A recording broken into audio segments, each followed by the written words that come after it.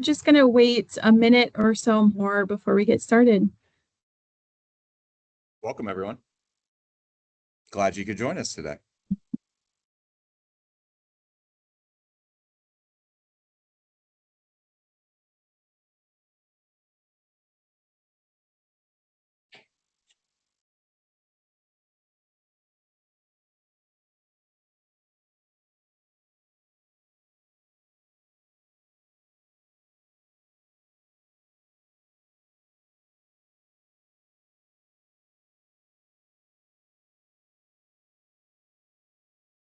Right.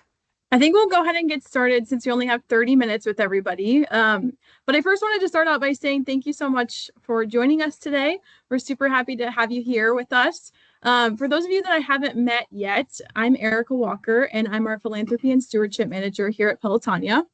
And I have the privilege of working with our Legacy Society members and talking with folks who are interested in leaving a planned gift to Pelotonia and how that can help make a difference in the fight against cancer. So for the next 30 minutes or so, we are going to explore how planned giving can reflect your own personal values and passions. Please feel free to, at any point throughout the webinar, submit questions into the Q&A or the chat function, and we'll do our best to address as many of those as possible before we wrap up. We're also recording today's session, so we'll be sharing that out afterwards with everybody. So if you have to hop early, it's no problem. Before I pass it off to our guest speaker today, I just want to share a little bit more about the Legacy Society. So last year, we launched the Pelotonia Legacy Society as a way to recognize and connect individuals who have included Pelotonia in their estate plans. And all of these people share a belief in fueling progress towards ending cancer for future generations.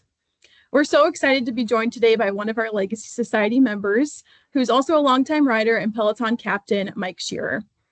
Mike is also a survivor, and he and his father and his grandfather have all received care at the Ohio State University Comprehensive Cancer Center, making Pelotonia's mission really personal. So beyond his involvement with Pelotonia, Mike is really committed to philanthropy, and he serves on several advisory boards for national and local donor-advised funds. And he also co-founded a nonprofit with his wife, Megan, called Worth the Wait, which provides financial assistance for adolescent and young adult cancer survivors who are pursuing parenthood. Finally, Mike is the managing partner of Summit Financial Strategies, which is a large independent wealth management firm here in Columbus. So as you can see, Mike has a lot of knowledge, both professionally and personally, about this topic. So we're really grateful that you took time to be here with us today. And I'm going to go ahead and pass it over to Mike and to Eric Olsavsky, who's our Vice President of Community Engagement and Partnerships here at Pelotonia. Awesome. Thank you, Erica. Mike, thank you for joining us. It's an honor.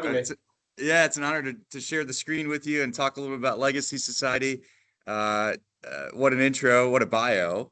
Oh man, you guys make me sound way better than I am, but thank you. You're blushing. You're blushing. We can see the I know, I'm not red cheeks used to going out there. What a great introduction by Erica. So Mike has been a 16-year participant in Pelotonia. I think the only year you missed was year one. And you've raised a considerable amount of money for us, and we're so grateful. You've been a great friend of the organization for so long. Mike, I think that's like a great place to start. Right. How'd you get engaged in Pelotonia? And maybe this is something you can elaborate on, based on your survivorship and whatnot too. But I think that's a great place to start for us today. Right. Yeah, it's thanks for having me. I know I've already said that, but so Pelotonia, my story with Pelotonia is interesting. I actually remember, and I was thinking about this last night, like I found out about Pelotonia the night before the first ride in 2009 because I sat down to watch the news and I saw a story pop up and I was like, that's awesome. How did I not hear about this? Number one. And number two, I'm doing it as soon as I can. So I committed, that was 2009. I committed in 2010 to riding just because, again, you had said like my family history with the James. My dad was first treated in 94 there. My grandfather was treated there and lived with us while he was being treated. And that was, I believe, from 96 to like 98. And then my dad was treated again when I was a freshman in college at the James. So, the James, and it's played a huge part in our life. My dad is a survivor. He's still here. He's had 3 separate types of cancers, and Oh my you know, been goodness. treated. Yeah, been treated for all of them and survived them. And I rode for him in 2010. So I rode down to Athens and dedicated the ride to my dad. And then the crazy thing is, in 2011, when I was starting to train for my ride in 2011, I was diagnosed with cancer. And so I was diagnosed in June of 2011. And I remember meeting with my surgeon, because surgery was the first step for my treatment. And I had just said, like, I want to have this surgery to allow me to ride at least, 25 miles, whatever you think I Right. can do. And my surgeon said, I think if we do your surgery in the next like week or two, I can get you to the point where you can do a 50-mile ride as long as you feel up to doing that. So in 2011, I did the 50-mile ride. Unfortunately, in 2012, I participated in Pelotonia, but I didn't ride because I was receiving chemotherapy. And I actually finished, I had my last chemotherapy treatment on August 13th, and the Pelotonia ride ended on August 12th Got it. in Yep. 2012. And so then, since then, ridden every year and will continue to do so. But Pelotonia is definitely, it was kind of a lifeline to the cancer survivorship and cancer community for me while I was being treated, in a way to be motivated to do something. That's awesome. Well, thanks for sharing that. What our audience may not know is that, we're blessed to be able to have Mike as a community member and a longtime participant, member of the survivor community, of course, too. We solicited a whole lot of advice from Mike early on when we were starting to contemplate this Legacy Society idea. Because, as Erica mentioned, we really launched it in full earlier this year, and one of the first people we went to was Mike, because he's got just this breadth of experience as a financial advisor. So I think where I want to go next is, like, for you personally, you stepped up and said, after we had this conversation about how do we position ourselves, how do we do this, you said, hey, my wife and I, we want to be a Legacy Society member. Sure. What did that mean to you, or what inspired you to take that action? I think it's the mission, right? And when you have a mission, the tough thing is understanding how to continue supporting that mission as things evolve, right? And so when we thought about Pelotonia, it was one of those things where my wife and I said, we don't want our support of Pelotonia to end when I can no longer pedal a bike. And we also don't want our support of Pelotonia just to be $25 donations to friends. Like, that's obviously a really important part of it.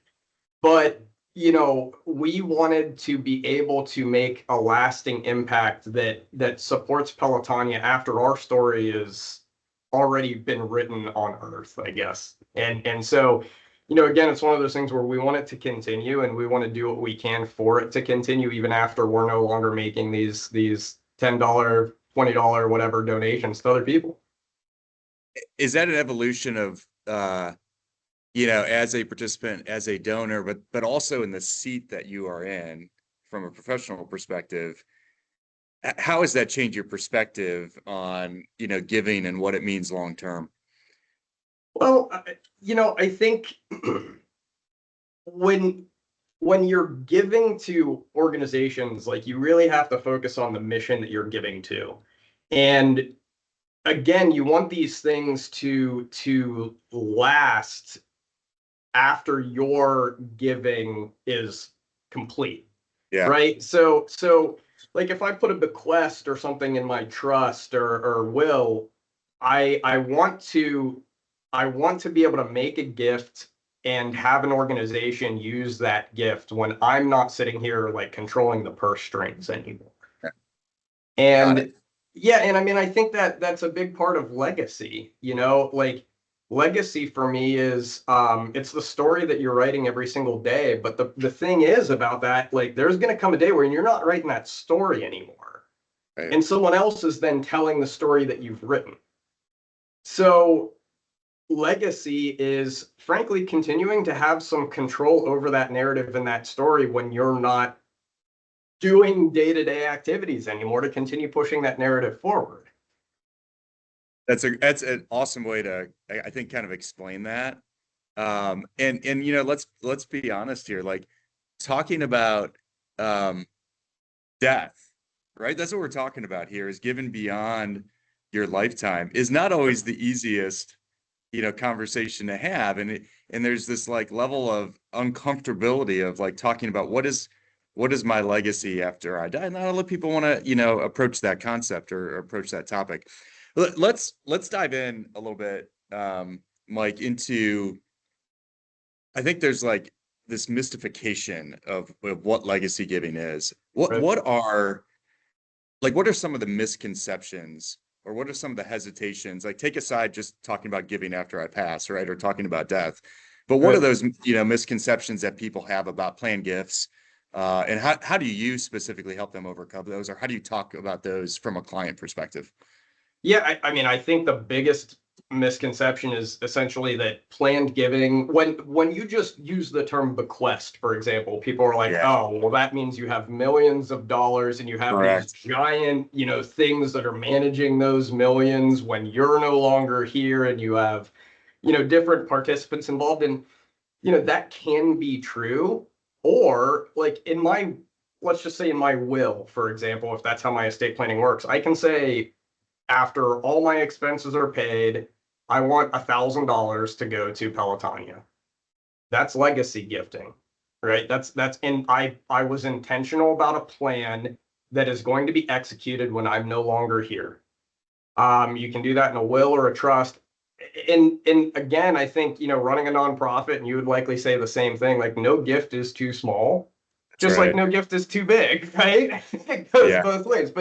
But I think that's the misconception, is that I have to have millions of dollars. And frankly, not only do I have to have millions of dollars, but I have to have huge tax benefits and things like that entice me to do this. And I think there's this huge disconnect between supporting a mission because you want to support that mission and doing it for like the tax benefits and all that. Like, we need to disconnect those two things and support things because frankly, they either had a huge impact on our lives, or it's something that we're very passionate about, or whatever it may be. Yeah, I think that's great. And you touched on something earlier. You talked about the peer-to-peer format that is Pelotonia, right? Right. Right. The $10 and $25 donations is how this organization was built. And it is never lost on us as you know, the team that gets to work day in and day out on Pelotonia, the value of those, you know, some would call it a micro donation, right? That is what Pelotonia is all about. And it's always been about the collective. It's never been about the one large gift. And I will say, if we look at the members of the Legacy Society to date, do we have, you know, what are, you know, six, you know, figure gifts? Yes, we do. But we also have gifts that are less than $1,000, and they are no less important. It is about intention. It is about the legacy that people want to live on, you know, beyond their lifetime. Absolutely. Mike, you know, I'm sure we've got some people on the call that are very diversified in age. But When's the right time, as an advisor, when's the right time to start having these conversations for them? I mean, you know, the right time to have the conversation as an advisor, if we're like, I think the right time is the minute you have a new client. And you know, as a client or as an individual, I think the minute you start having these conversations is kind of when you're, again, thinking about what your legacy is, right? And there's no wrong time to think about that. Again, Right. everything you're doing today is building your legacy. And, you know, so there's no wrong time to say, well, let me actually think about like the impact that I'm making today and how that carries on into the future. I think as an advisor, if you have a professional in your life and they're trying to help you with your finances or this you know, planning, they need to be asking that question pretty early. The thing that I often see is, you know, people will be working with an advisor, but that advisor doesn't really understand what makes that human being tick. Yeah. And if you don't understand their values, their goals, the missions they want to support, the things that are valuable to them, you probably can't really, build a solid plan that accomplishes those things. Yeah. And that's why I Awesome. think all of this giving starts with, again, what missions are you trying to support? What are you trying to build? And then, we can make the tax benefits fit. We can give you the correct tools and the ways to do it.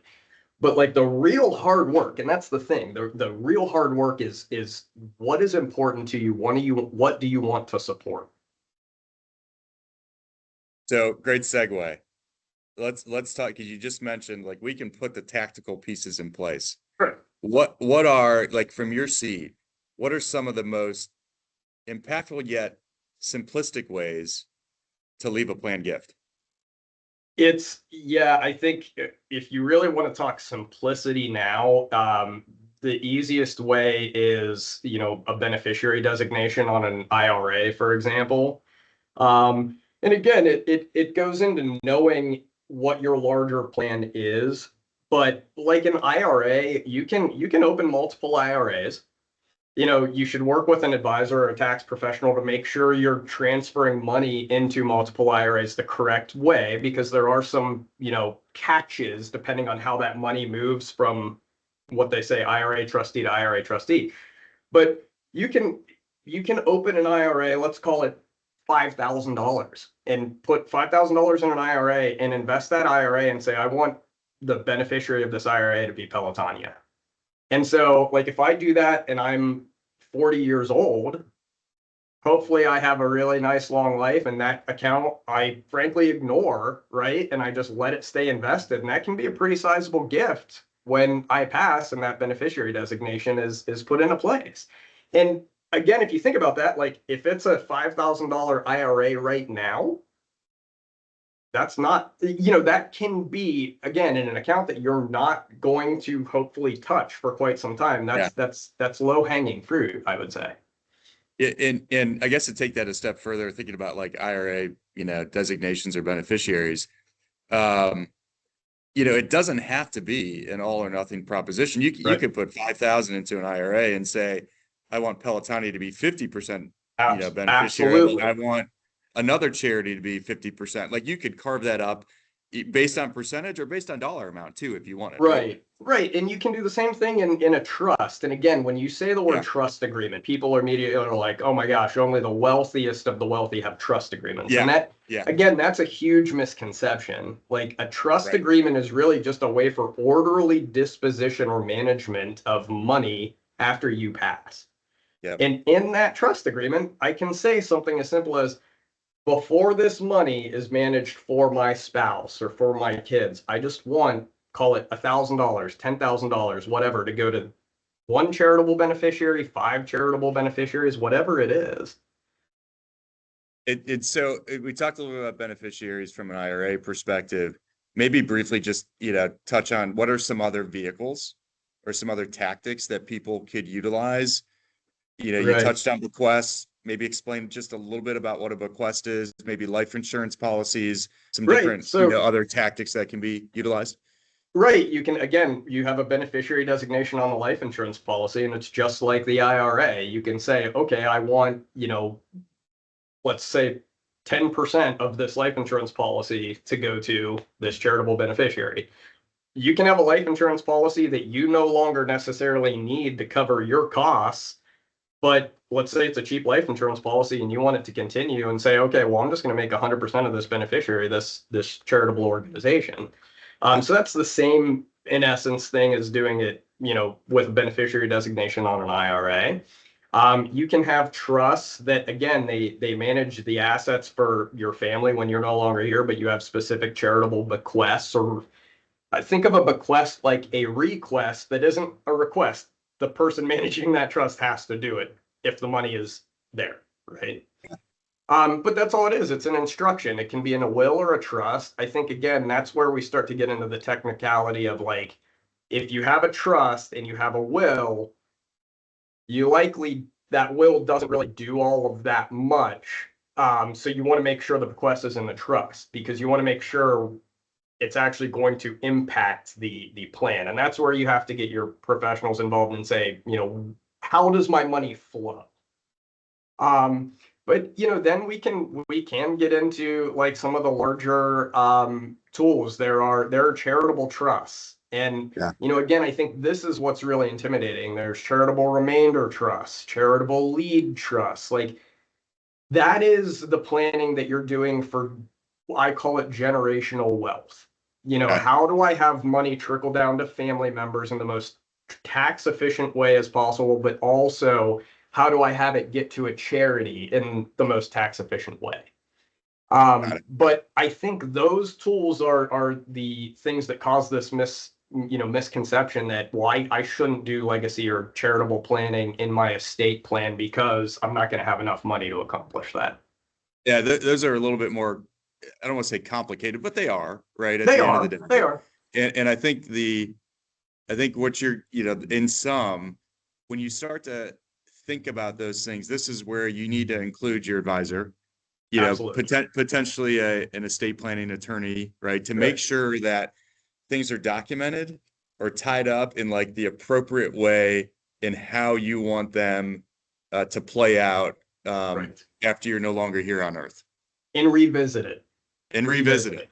That's the Yes. thing. Like it's, an estate plan is something that continues to evolve over time. And Yeah. again, hey, I love attorneys. I have great relationships with a lot of attorneys, but like people oftentimes don't necessarily want to talk to their attorneys because they're like, well, shoot, I'm talking to this person and they're charging me $100 when I'm picking up the phone. And I think that's where you work with a team of professionals. So if someone comes to me and says, hey, I think we want to do these things in the estate plan, we can oftentimes work with attorneys and make that cost a little less or whatever.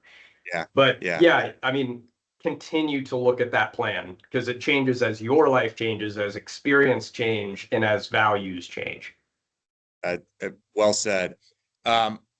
Looking at our time, I want to make sure that we do open up, the opportunity for anyone that's in the audience that wants to, throw a question out there. So we're going to flip back to Erica here in a minute. But I think where I want to leave, like my last question for you, Mike, is someone that is thinking about, what their legacy is, Pelotonia or not, right? Right. What do you recommend? Like, how does someone start? Like, what's the first step that they should take?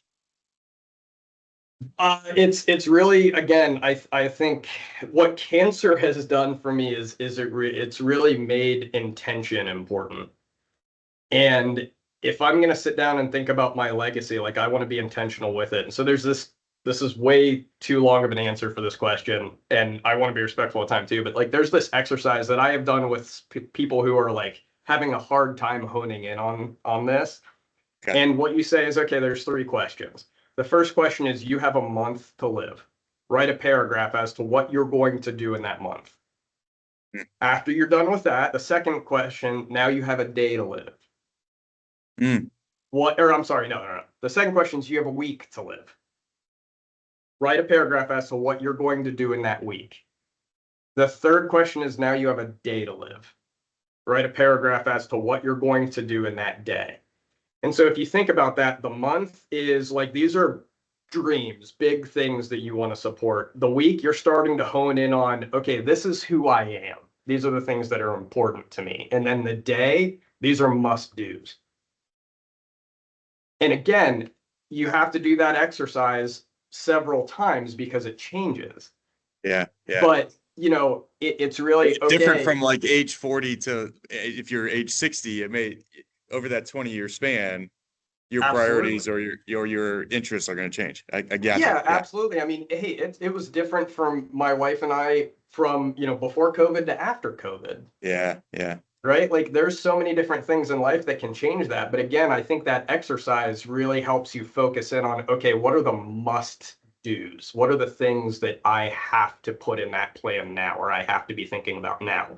Versus if I have a year to live or whatever, a month to live, these are my dreams. So yeah, I want to ultimately accomplish that, but if I have time. But the day, these are the things that I really need to be working on or thinking about right now. Those are my priorities. Awesome. Well said. All right. Mike, thank you. Let's bring Erica back in and let her take control of this again. She's in charge. Erica, do we have any questions out there? I have two questions. You Great. touched on this earlier, Eric, but is there a minimum amount or gift size to join the Legacy Society? Are you asking me specifically, or are you asking Yeah, Mike? You, you, there is Eric. not. There is no. It is a great question. What Mike and I talked about earlier, there is not a minimum. I think I alluded to the fact that we have gifts that are less than four figures, less than $1,000, and we have gifts that are larger as well, and get up into seven figures. Let me reiterate, it is about intention, and it's about being a part of this community. So many of our Legacy Society members are active members of our community, and they want to make sure that beyond their lifetime, they are still part of this community and contributing to the overarching mission that we all collectively love. So, no, the short answer is there is no minimum amount, and we welcome everyone into the Legacy Society based on what their intention is to give. Thank you. Question for you, Mike. You touched a little bit on this, but can you talk a little bit more about if there are any financial or practical benefits that people might not realize when they include charitable giving in their plans? Yeah, I mean, I think obviously the first one that comes to mind is tax benefits. If I make a donation, I typically get a deduction on my tax return. Unfortunately, with tax law, like, hey, we as human beings like to make everything way overcomplicated. So, it's you need to work with professionals to understand the actual tax benefits of making that gift. But I will say, and I see this with advisors all the time, is if you start charitable giving with your tax benefits, you're probably not really going to get to the root of that gift, meaning like, why am I making this? What do I want to support? If you start with the tax benefits, that's the wrong place to start. The tax benefits should be like in a little sweetener to it, right? Icing on top of the cake, I like to say.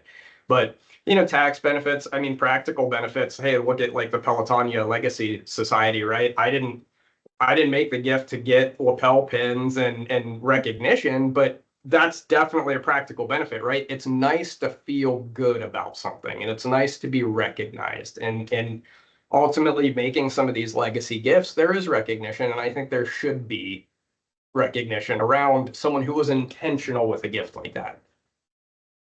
Yes, thank you so much. Okay, one more question just came in. Can we decide what area of research the money would go to, or does it all just go to a general research fund? Erica, do you want to answer it? You want me to? You go I feel for like it, you can Eric. answer that. You can answer that question. Now, happy to have the conversation with anybody, based on interest in supporting, Pelotonia through a legacy gift, and where the dollars are ultimately directed. In our legacy form, we have essentially three options. One is unrestricted, which means at that time the organization can use the dollars where need is most, and that could come in a couple of ways. That is, operationally, to support the organization and make sure that we still have sustainability as an organization, but it could also mean research, and our intent is ultimately lies towards the research side of things. We have had gifts that have been pledged to us where the donor has been adamant that the dollars go to the operations of the organizations to ensure that this organization still exists long into the future. And that's perfectly fine. We have had other legacy pledges that have honed in on a specific area of research. And that's where a conversation with me and or Erica, we're happy to dive into that in greater detail to make sure that we're meeting your wishes or your needs. Yes, thank you so much, Eric. Okay, one more thing. Can you make the plan give? Well, this is just for us. Yes, we can make the plan giving commitment form downloadable on our website. I'll be doing some personalized follow-up after this too, to make sure that you have all of the resources that you need. So yes, it should be on our website. I'm not sure. I think it opens up in a new tab on your internet browser right now, but happy to share a PDF version with anybody who's interested in it afterwards. I think we could probably, in follow-up, we're going to send this out to the recording of this to everyone that's attending. Maybe we can include that PDF as well. Hey, Mike, one more question just popped in from Emily, and she said, as someone who's early in my career and hasn't even started thinking about, legacy planning, what's the good first step to take? Again, I think it's start thinking about, and this sounds so like cliche, but like start thinking about your financial future, right? Because it all plays in. So again, like when I started doing my own estate planning, I didn't have an estate, right? Like, yeah, but I did have obligations and things out there. And I thought, well, shoot, I don't want to put this on like my wife or my family if I'm no longer here. And the charity and legacy planning, I mean, that's what legacy planning is, right? So yeah, charity is an aspect of that. But even if you're young and early in your career, it's morbid to think this, but if you were not here tomorrow, think about all of the things that you have out there that someone else is going to have to deal with. right. Okay. And I'm sure you want them to deal with it in a certain way. So that's why the legacy planning and the estate planning is important, to make sure that those things that you have out there already are being dealt with in the manner in which you want them dealt with. And again, it continues to evolve over time and pieces are added. You might not need a trust right away, but eventually you need a trust, right? Yeah. So you might not have a retirement account that you want to put a beneficiary, a charitable beneficiary on right away. But 2, 3, 4, 10 years down the road, all of a sudden, okay, I do have a charitable beneficiary and I want to put $5,000 in this IRA. And so it's never too early to start. And again, I mean, I think people oftentimes discount how much they actually have out there because they think, well, I can't do this unless I have a pile of $1 million. And that just simply isn't the case. And it's not dependent upon if I have a dependent or dependents, right? Like some people think I should only start to think about my legacy if I have kids. That's not the case at all. No. It's not that I think that's important to kind of carve out too. Now, eventually, someone who's younger in their career, younger and thinking about their legacy, as you said, you want to revisit this because kids may come into the picture long term, and that's when you want to go back and say, is this still right for me? Is this still right for the legacy, or do we need to adjust things as we go? So 100%. I mean, it's funny because like I tell people in my other nonprofit, I didn't want to be a dad. Like it's not that I did, it wasn't a strong desire. And as times change, as things happen, like it is the best thing that's ever happened to me. And I'm, right. But again, so things can change. I didn't think I was going to get, cancer, and I didn't know how that was going to impact the rest of my life. I didn't know it was going to have me dedicate like a lot of my life's work to making that whole experience hopefully better for people going through it. But it happened, and then okay, things change, and let's deal with it now. That's why, again, it's this process that continues. It's never okay, I'm done with this, put it on the shelf, and when we need it, we look at it, and it's it's set in stone. It's just not like that. This has been great. I know we're over time, so we want to be respectful of everyone else's time that's joined us. Erica, let's flip it back to you to wrap us up. Yes, thank you both so much, Mike. This is so insightful, and we really, really appreciate your time joining us today. So thank you. If you like Eric has indicated, if you have any questions about anything that we've talked about today, please don't hesitate to reach out to either Eric or I. Like I said, I'll be following up via email, so you have my contact information. But thank you so much for joining us today. Whether this is just something that you're just starting to learn about or you're already part of the Legacy Society, we just appreciate, joining us and wanting to learn more and just wanting to support our mission in, a very unique and meaningful way. So thank you all so much. Don't hesitate to reach out if you have any questions. Great. Thanks, Mike. Have a great Appreciate day. it. Thank you, guys. See ya. See ya.